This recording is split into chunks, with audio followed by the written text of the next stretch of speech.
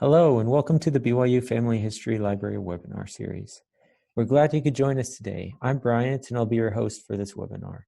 Please make sure your microphones and web cameras are disabled during the presentation to provide a smooth recording.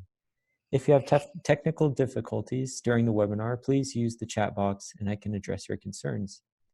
You're welcome to use the chat box during the webinar for comments and insights. However, all questions will be addressed at the end of the presentation. Our upcoming webinars, February 28th, we'll actually not be having a webinar due to Roots Tech, but on March 6th, Friday at 4 p.m., we'll be having a webinar with Bonnie Belza on DNA. If you'd like to access a previous webinar, please visit our webinar index on our website or search on our YouTube channel. All of our webinars are recorded and uploaded by the following Monday for your convenience. We also post links and recordings to other updates on our Facebook and Twitter accounts. For today's webinar, we are pleased to hear from Dr. Roger Minert, who will be giving a presentation on making the most out of German immigrants in American church records. Roger P. Minert received his doctoral degree from the Ohio State University in German language history and second language acquisition theory. He taught German language and history for 10 years and then became a professional family history researcher. Accredited by the Family History Library for research in Germany and Austria, he worked for 12 years as a private genealogical researcher. From 2003 to 2019, he served as a professor of family history at Brigham Young University. The author of 167 publications, he directs the research program German Immigrants in American Church Records. The series now consists of 28 volumes. In 2019, Minert was recognized for his years of service to the Palatines in America Society and also received the Shirley Reimer Lifetime Achievement Award from the International German Genealogy Partnership. If Dr. Minert is ready, then we will turn the time over to him. Schönen guten Nachmittag, liebe Freunde. Roger Minert here, pleased to join you for another hour or so of great information regarding German family history research in the United States, one of the largest language-oriented fields in genealogy in the United States, because more American residents in recent census enumerations have reported having German ancestry than any other language or ethnic group. About a month ago, we discussed the program German Immigrants in American Church Records, and I'd like to use the short form again, GIACHR, for its convenience. I described how we started the program back in 2003, the task of finding as many church records as we can from which we would take genealogical data, how we do that, how we train the students, the problems the students have, the challenges, I should say, learning how to read the records, and the products being now 28 volumes under the title German Immigrants in American Church Records. These 28 volumes now feature nearly 210,000 Germans. The books are available in many libraries across the nation and in some libraries and societies in Germany. It surprised me that people over there are interested in knowing about the brothers of great-grandfathers who may have left back in the 1890s, 1860s. GIACR. The collection is comprised of names of people coming from Austria, Switzerland, Luxembourg, Liechtenstein, and these are countries in the borders of the 19th century, especially Germany, much, much larger than it is today. We take information from birth and baptismal records, that is information about the parents. We try to find marriage places, dates, spouses. We collected possible death and burial dates in the United States.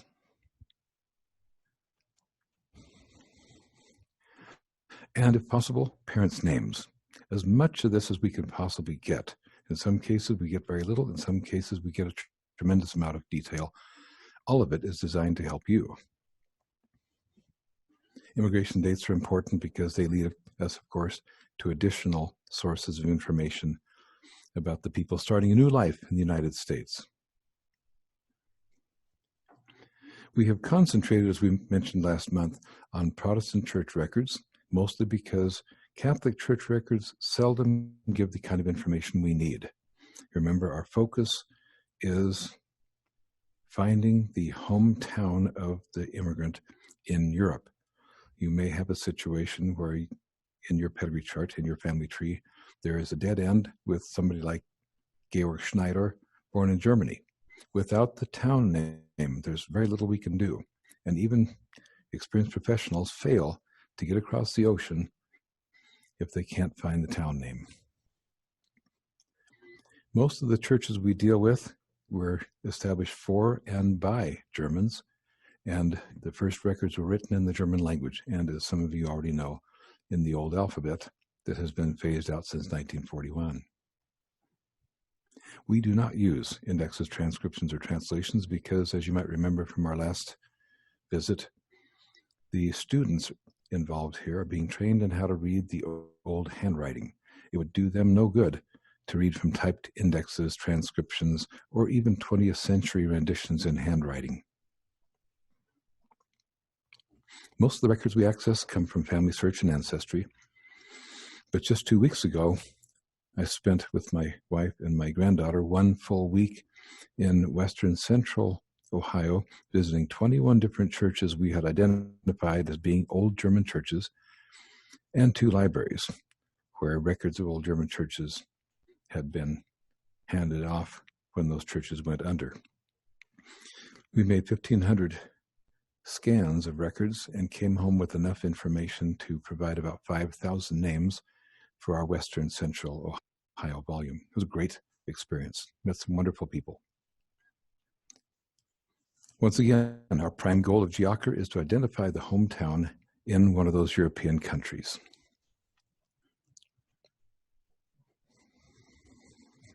Now, if you're fortunate, in one of our books, if you find the correct book, if you have a good idea where to start looking, or if you use one of our indexes, you might find your ancestor with the hometown in a matter of minutes. You might remember how I lamented the fact that it took my own family 34 years to make that discovery because we never did find a government record or a church record that identified that town for us. I've been involved in studies, in searches, where we found information we needed in as little as 2 minutes. That's a great thing. Now, besides being a finder book, we can go way beyond that in your genealogical research, and I'd like to show you today some ways to do that using our GIACHR books. Now, it does happen, unfortunately, that records kept by German pastors in the German language don't always have hometowns. Fortunately, this is a relatively rare thing, and it disappoints me every time I see that. But as it turns out, we most often find good information, place names that is, in Lutheran records, Lutheran Reformed, and the Church of the Brethren. Sometimes we have those. Too often, however, Baptist, Methodist, and Presbyterian churches, even when identified as German in their origin, don't have that information. We look in every one, obviously. We're searching in every possible place.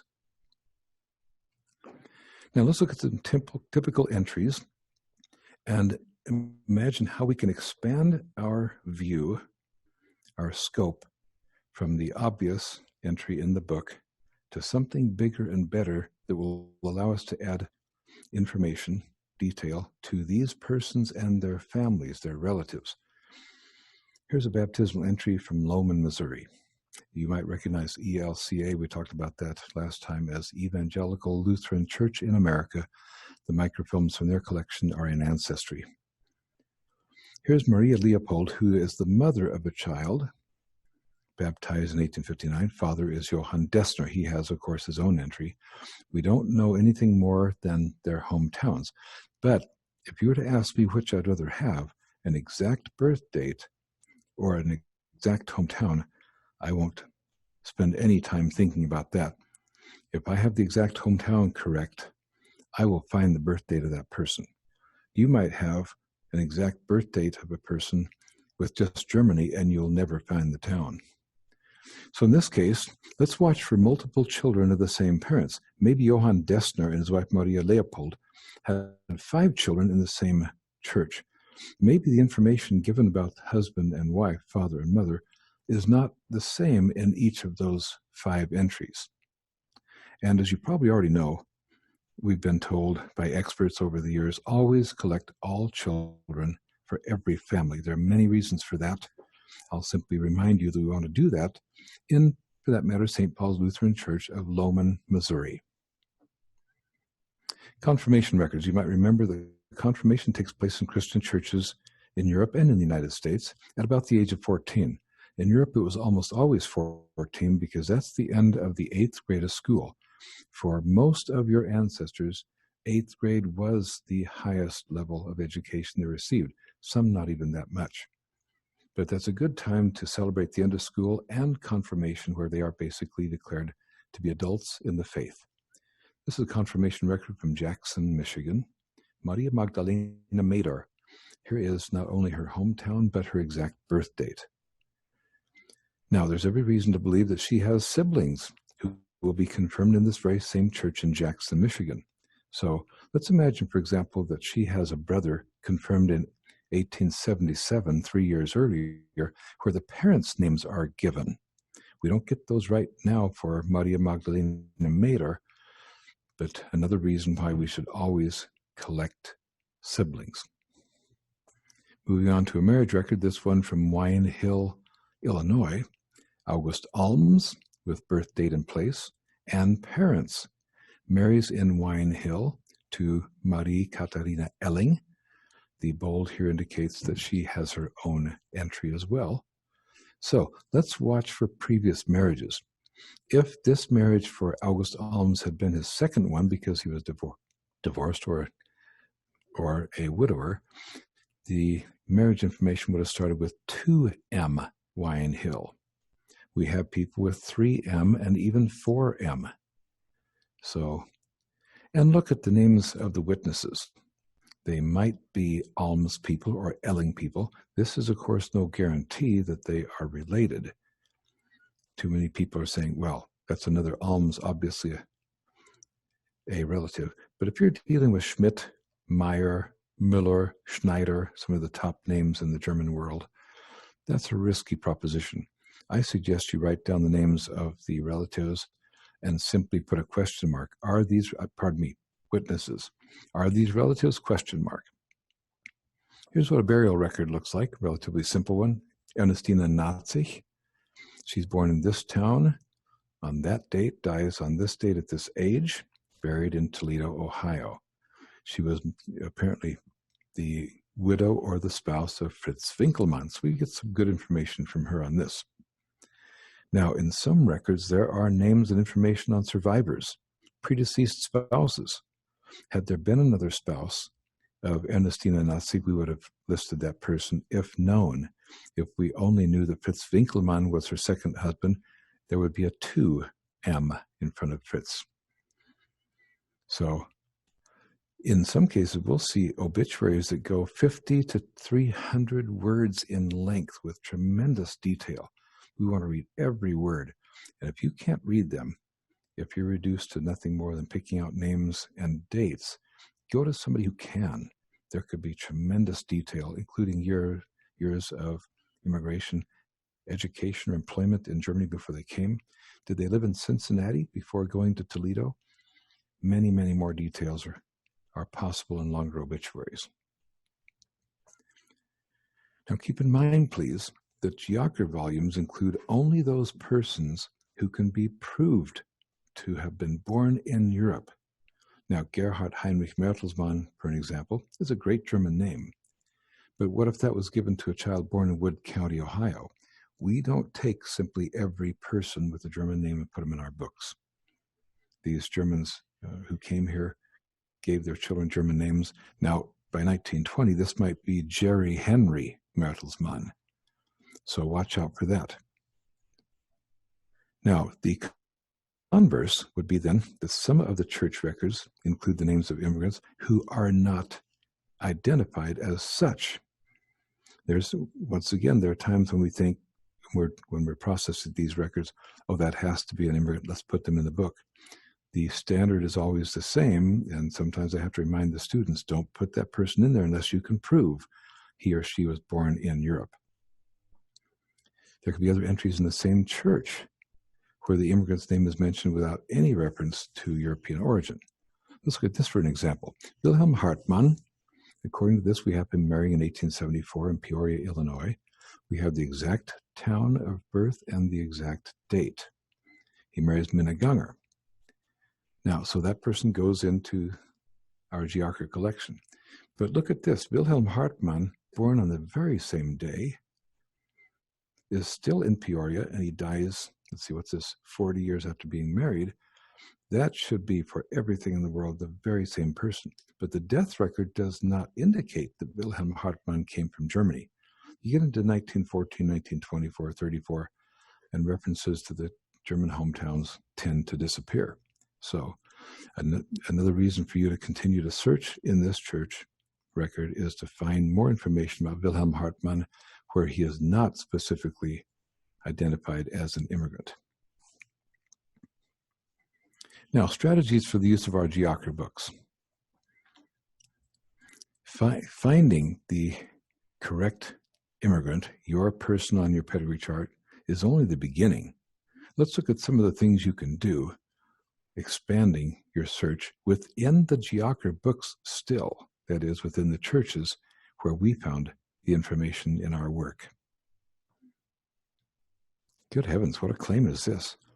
You may be able to use GIACHR books even if you cannot find the specific ancestor. Wonder how that works.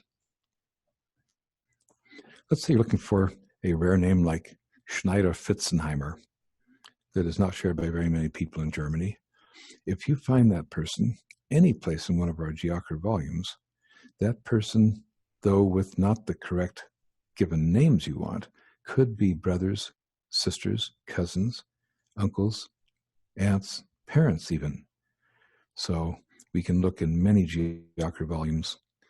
Once again, if you're dealing with Müller, Schneider, some of those names, Meyer, that's not going to be quite as easily done.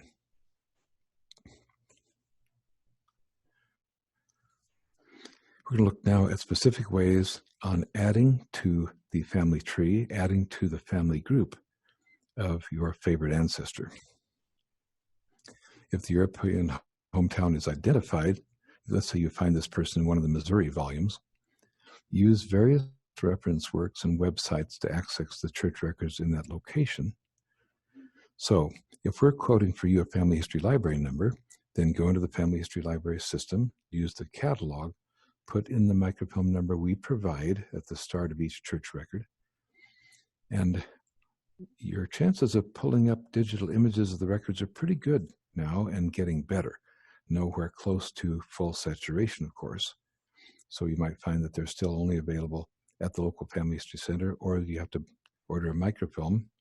That is, find yourself a microfilm. That's more difficult nowadays than before. So, but most importantly, search the records of the very same church in which the ancestor was found.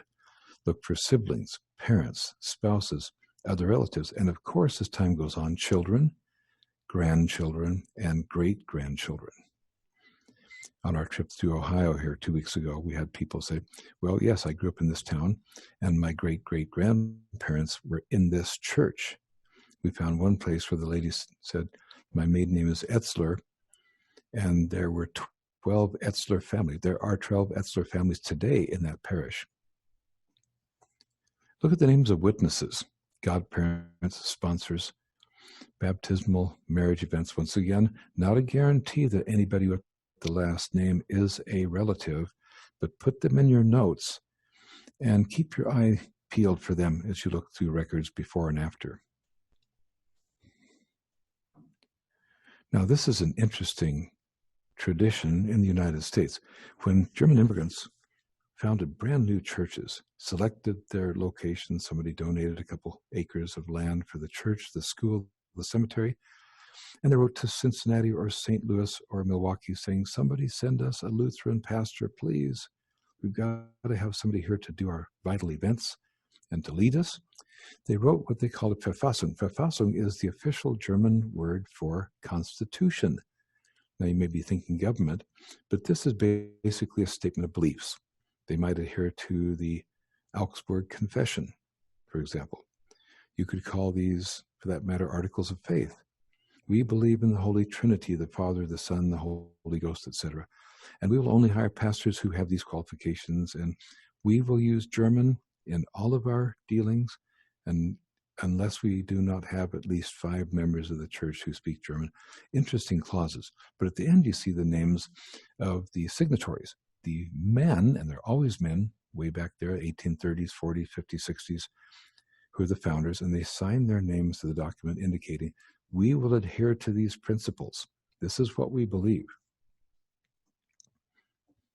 Now, this is a good indication because in many cases you have group migration, people from the same town, the same county, sometimes even people who met on the boat and struck up new conversations and relationships. But it may be that your person might not have the full hometown, county, and province in our GIACHR book, but one of the other persons in that church does and came from the same town. So that's an important indication. So if you were to call me and say, well, he's in your Missouri book and you've got a county and a province, but I can't search every church in the county, I'll say, I agree, that's not a good thing to do. But is anybody else from a town in that county in that church? Quite often we'll find somebody. Interestingly enough, in the list of people who signed the document, we find that some are stricken, lined through. They died, moved away, or were expelled and excommunicated.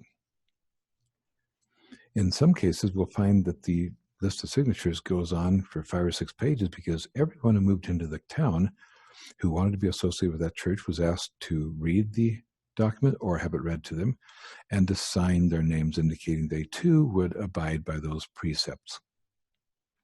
More evidence of group migration. How many people in our data collection for that particular church came from a specific hometown, county, or province? You'll be surprised. There are times when we're thinking, good heavens, did anybody stay in the town of Dissen, county of Eburg in Hanover? Was the entire town emptied? I look at the hometown of the Minert family, Schledehausen, also in the province of Hanover.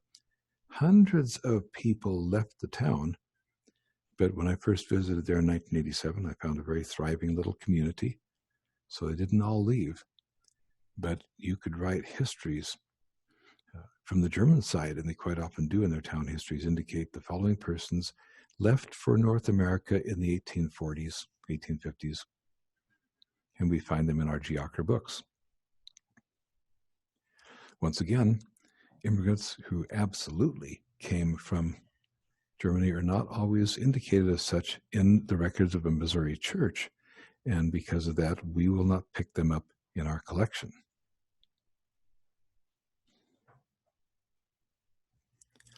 What if the right surname is there, but not the right immigrant? So you found the Schnickel-Fritzenheimer, but not the Franz that you wanted to have, or the Martha. Once again, we hope you have an uncommon surname, and Minert is an uncommon surname. But still, 34 years of searching for the hometown. Check entries with target surname in all other GIACHR volumes. It doesn't take that long to look one by one through 28 volumes. There is, by the way, in some libraries, an index to the first 14 volumes of GIACHR. Carefully consider spelling variations that are natural, logical, predictable. What does that mean? That means we can switch B and P, G and K, D and T. Anybody who insists, and I've heard this too often, well, it was only spelled this one way, M-E-I-N-E-R-T. Any other spellings are somebody else's family. If you believe in that, you're probably going to be shooting yourself in both of your genealogical feet. The variations of spellings of surnames and place names are the rule, not the exception. Bellman, B as in baseball, or P as in party. Now, we have maps at the front of each of the book. Of the books. The first map should indicate that we're dealing with this part of the state. The second map will show locations by county of the churches we have in the table of contents.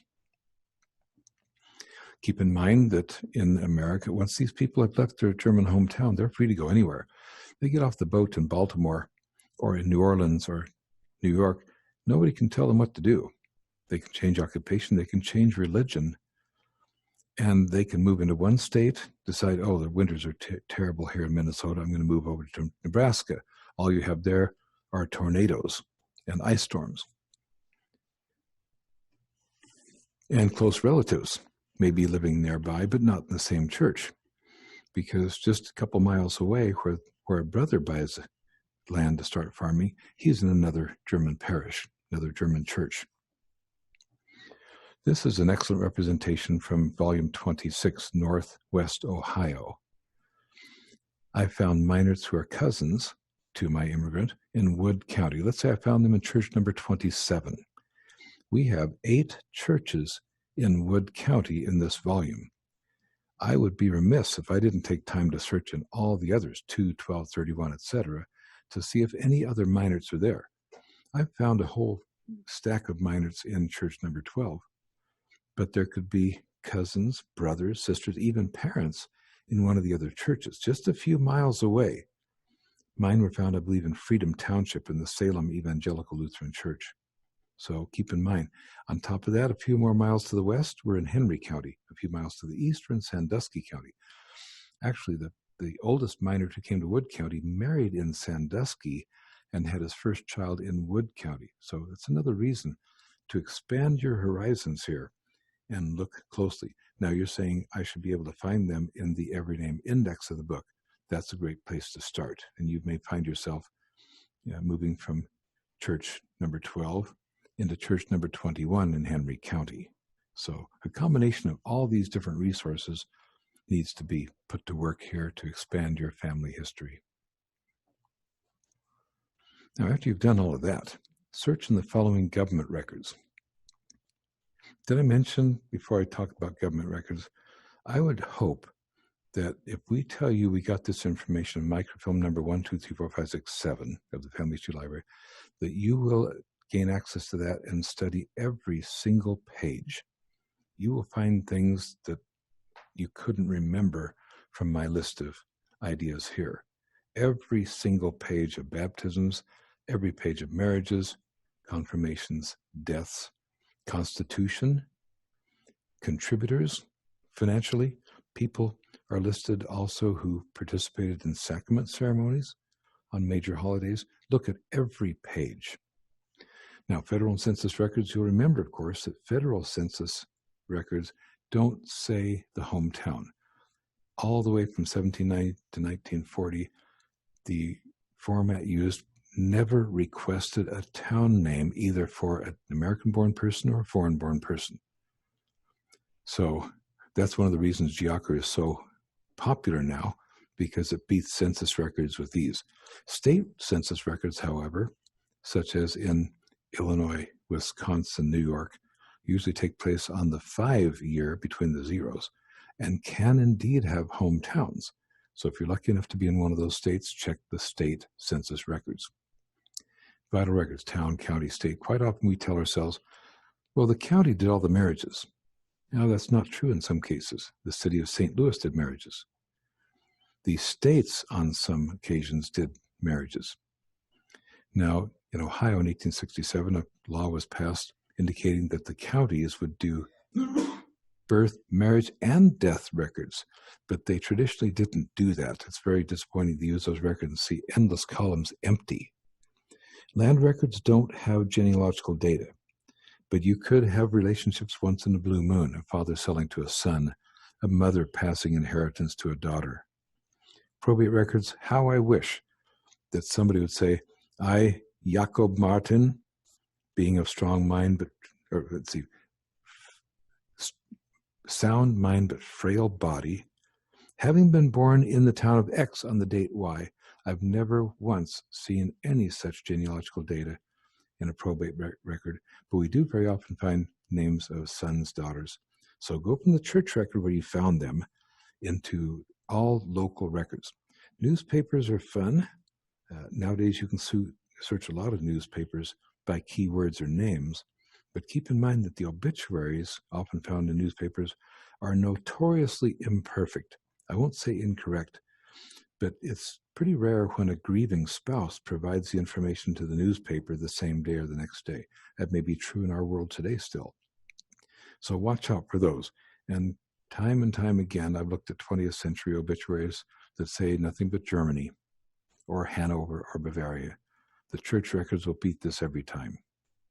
And of course, other churches, all denominations. That young man who GIACHR says was born in Austria most likely started life as a Catholic. But my father went from the Church of the Brethren to the Presbyterian Church because the gorgeous organist in the Presbyterian Church attracted his gaze on occasions, and he eventually married her in that Presbyterian church in Nebraska. On and on and on. And of course, check all possible resources, the Family History Library catalog for records of any kind, histories, immigration histories. I did put down here immigration and naturalization, where we still so often find nothing but Germany or Hessen. Of course, the grand prize in our Finder's book is the hometown in Europe. So once you've taken care of all of your American work, well, actually, some of you are thinking, I'm going to go straight to that European resource that the Michigan church indicated. I'm going to find my guy there. So here's what you can do. Use gazetteers to determine the location of the parish. And keep in mind, most European towns did not have a parish and do not today. So myersgaz.org is your German resource for this. That's a free website. And genteam.at is the free Austrian website. Far better than Myers, by the way. But we don't have that many Austrian people in our GIACHR books. We might have one Austrian for every 50 Germans. But you want to start with those because the first task is to move from the town that we said he was born in GIACHR, to the church where he was baptized. And perhaps 1 in 10 situations, those will be the same. Now, once you've identified the parish, the home church town, then you'll go to the Family Search org catalog and look there. You can also look in Archion. That's a relatively new website in Germany that features Protestant church records. It's growing very, very slowly, but it will be someday an enormous help to us as we look for digital records, or digital images of records that the Family History Library does not have. Matricola Online is new, just a year or two older than Archion, serves the Catholic side of the Christian spectrum, and is better than Archion for numerous reasons. I can't go into those here, but perhaps we'll do a webinar on that someday. Now, if we have something like Jakob Hartmann, who was 24 in 1864 when he married in Michigan, we're thinking, okay, we'll do our math. He was born in 1840 in Jegen, Hanover. So we go there and he's not there in 1840. Well, we have rounding that happens on a regular basis, especially with old people and death records. So if Jegen is the town, then Schledehausen is the parish. And I will look for Jakob Hartmann in 1840, 41, 2, 3, 4, 5, or 39, 8, 7, 6, 5. I will find him if Jegen is the actual town. So once again, I'm far better off to know the exact town than the exact birth date anytime. Well, I'll say this again because it is so important and so basic. If you find your person in our GIACHR book in a specific church or churches, search every page of that church record. That's going to be a tall order if you happen to be in downtown St. Louis, where one church had so many Germans that it took us 2 books. So, but for the most part, our GIACHR churches are in small towns where a matter of 200 or 300 images on microfilm will be all you can get to look at. Take the time, go to the effort, and if you can't read the records, find somebody who can, who is truly qualified. There will be information in there that you can hardly imagine getting in government records, which once again reminds us why the GIACHR books are so popular.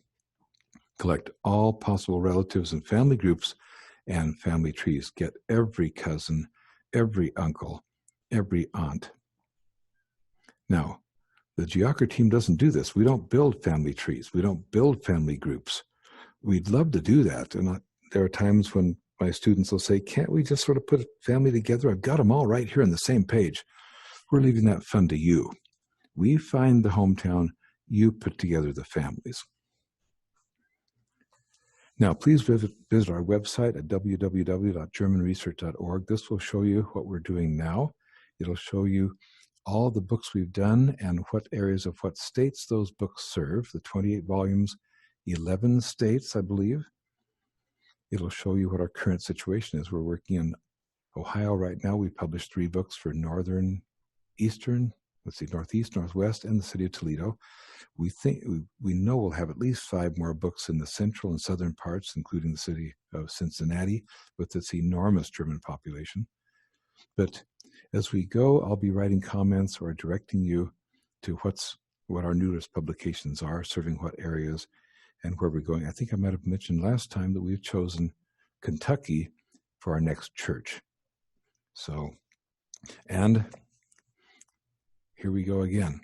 Somehow or another, we've got to have better saturation. Now, I've gone to Ohio 3 times, boots on the ground, so to speak, to shoot pictures of records not digitized and not microfilm. 2 weeks from now, I'll do that for the 4th time in central southern, in the area of Columbus, for that matter, in Lancaster, where there are lots of Germans. So anything you know about German immigrants in churches in the U.S., Catholic, Protestant, please send me an email and tell me about these. They might even be in areas we served before, like Minnesota and Iowa. But tell us anyway, because subsequent volumes will go back and include those. Even Catholics, give me the location, the town, the county, the state, the microfilm number if possible, or just tell me, these are German church records. I've seen them myself. We might turn around and ask you, can you go back and make digital copies with your smartphone? So send me an email and let me know about that, especially right now, Ohio, Southern Ohio, and Kentucky. Now, most of you are no more wealthy than I am and probably can't just hand me $10,000 to keep this going, but I'll make the same invitation I did a month ago, which is for a mini library of my works we call the Collected Works, 101 articles and books in total PDF copyable fashion. You can donate $30 for that, and for that matter, buy one of those to give to your local libraries, because somebody coming along might say, well, he has an article here about how to read Latin language in German church records. Go ahead and copy that off, hand it out to the people in your class if you're at a family history center or the County Genealogical Society, as long as you don't sell that and make any money. I'm saying copy it and use it, for Pete's sake. This is what it looks like, by the way, when I go to conferences in Indianapolis, March 14, Cincinnati, March 7, St. Louis, March 28. I'll have quite a few of these, and it's nothing more than a flash drive. We actually have a digital download, too, that will cost you even less. If you go to the website, you'll see a reduced donation on that. So, and any of my books you buy from my website, all the proceeds go to keep GIACHR alive. I have a team of 11 students and former students working on them right now, and I do not wish to send them packing because we run out of money. This is the card on the back side. It shows the different directories. So German Family History in Germany has 22 books and articles. In the US, 37 of those. And look at the very bottom, Directory 8. We have 10 every name indexes. These are the last 10 volumes of GIACHR, 150,000 names. So that's a quick way to gain access to nearly 1/2 of the entire GIACHR series right there at home, where you can look those up while you enjoy your kitty cat popcorn and music. So at this point, we're ready to field any questions you might have. And if you don't have any, I do have some.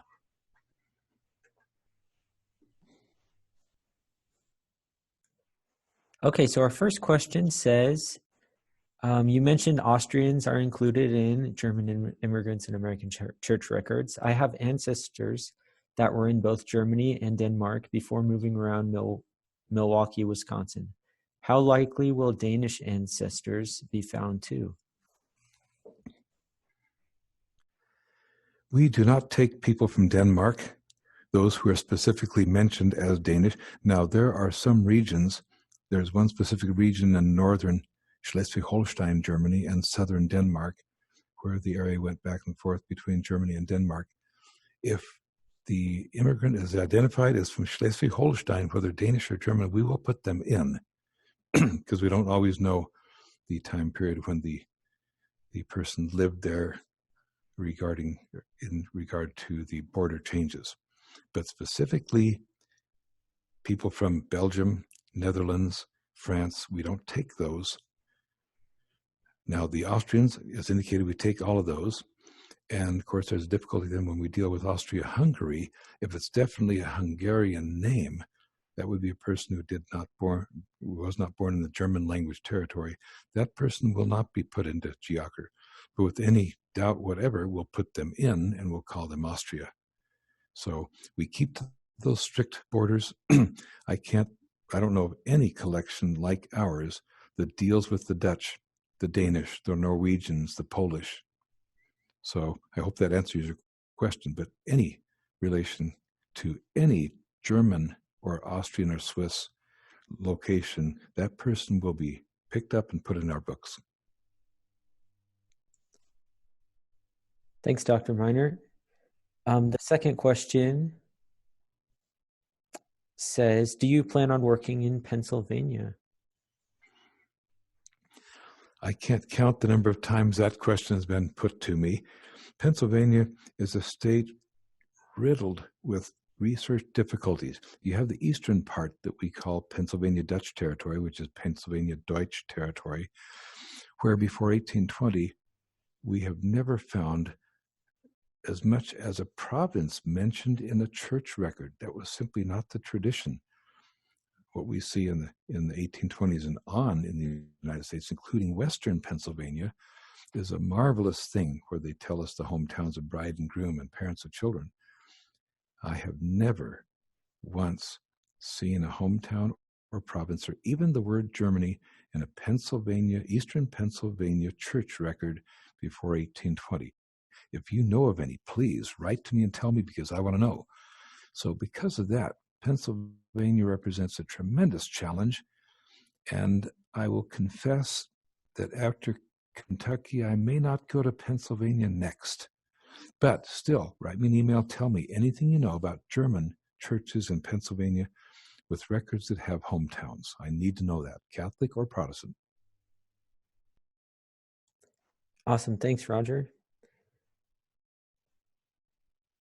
All right. If there's no more questions, then Dr. Minert has questions for you. Anybody tell me that you have actually seen a GIACHR book?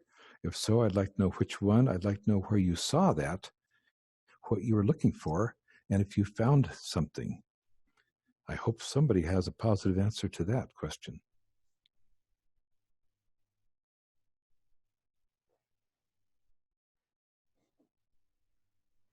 No takers yet? I'm really hoping to find out precisely where our GIACHR books are found. I don't have a list of the libraries, the universities, the genealogical societies that have those books. But I would recommend this to you. Once you see one of these, then you'll understand how important they are, maybe not to you, but to somebody else. And it may be something where you'd like to go to your local public library, county genealogical society, state library, university library. Tell the collection development, tell the genealogical people there what these books are, and encourage them to use their money to get those books in so that you won't be using your own.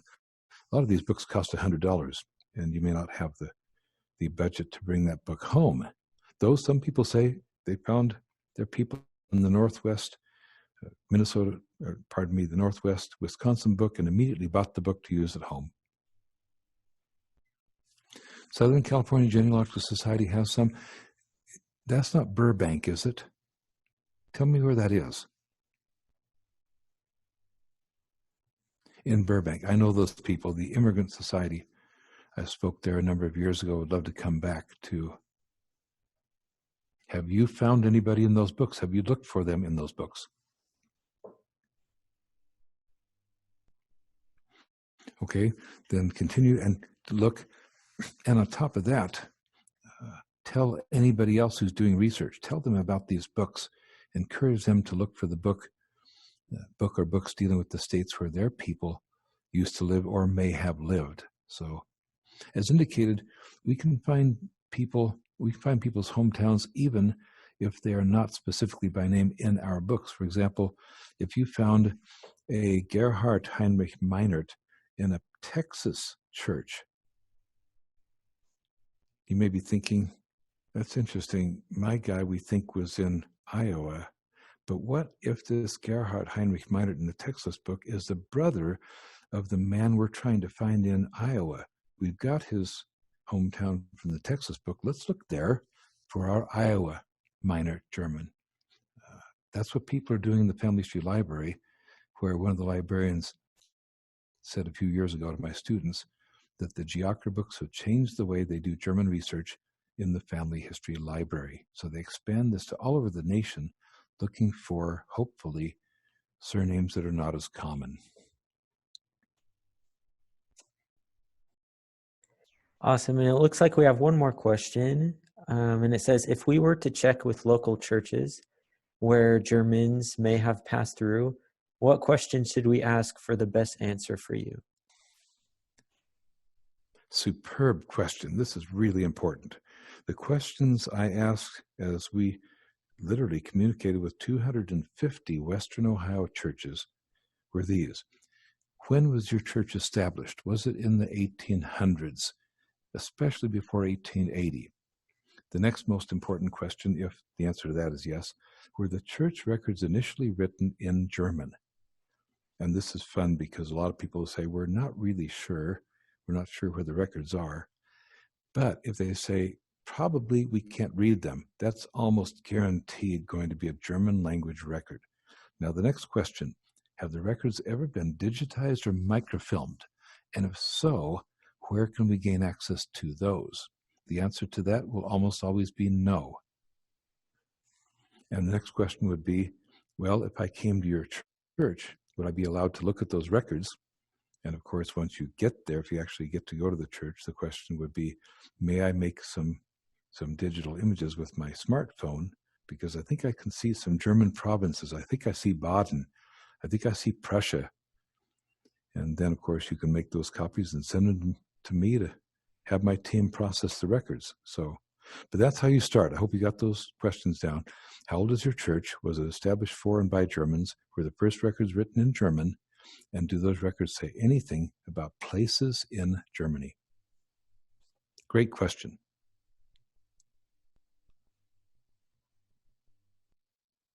And it looks like we have one more question. For the non-Germans not included in the books, are the records able for others to research from church records? That's a good question as well, because of course some of these German immigrants coming to the United States are going to marry people born in the United States.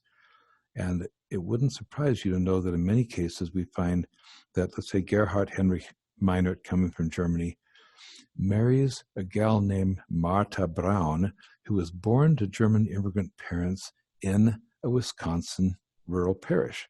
So she's sort of a German, German American. He is full-blooded, honest to goodness German immigrant, native, but we can gain information about her. Now, some of them will marry people with totally non-Germanic names. Gerhard Heinrich Minert marries a Suzanne Leclerc, obviously a French name. She might be Catholic as well, converting to the Lutheran faith. So you can have them marrying McCrackens, McLeods, all kinds of different, and of course, Jensens, Andersons, and Hansons. So if those people marry in the German church and stay there, have their children born and baptized in that church, you might be able to go back to, let's say, a gal named Martha McCracken. Her parents might be identified, and so now you're dealing with with Scottish and Irish people information gained from the German church? So another excellent question. We can expand this in every direction to other peoples, other languages, other religions, because we found them in a GIACHR book. Thank you for that. Okay, thank you, Dr. Minert, and thank you everyone for your questions.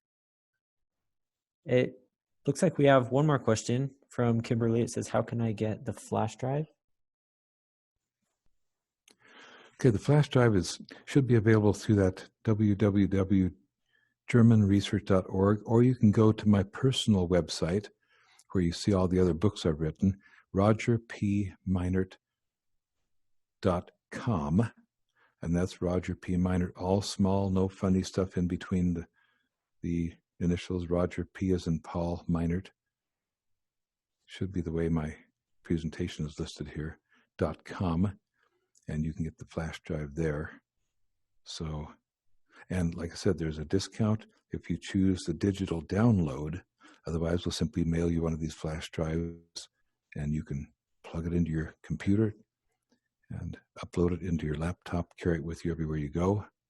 We ask you, of course, not to share it with people, but print off any article you want for private use, private non-commercial use. So we hope to benefit you and your friends and your society and your group, etc., in this marvelous world of German family history. So thank you so very much for joining us for this topic today. Appreciate your participation. Thank you, everybody, for joining. Just like to remind everyone about our upcoming webinars. February 28th, there will not be a webinar due to Roots Tech, but on March 6th, there will be a webinar on Friday at 4 p.m., and that will be DNA Kindergarten Part 1 with Bonnie Belza. We hope to see you and have you join us there. And thank you once again for joining us, and have a great day.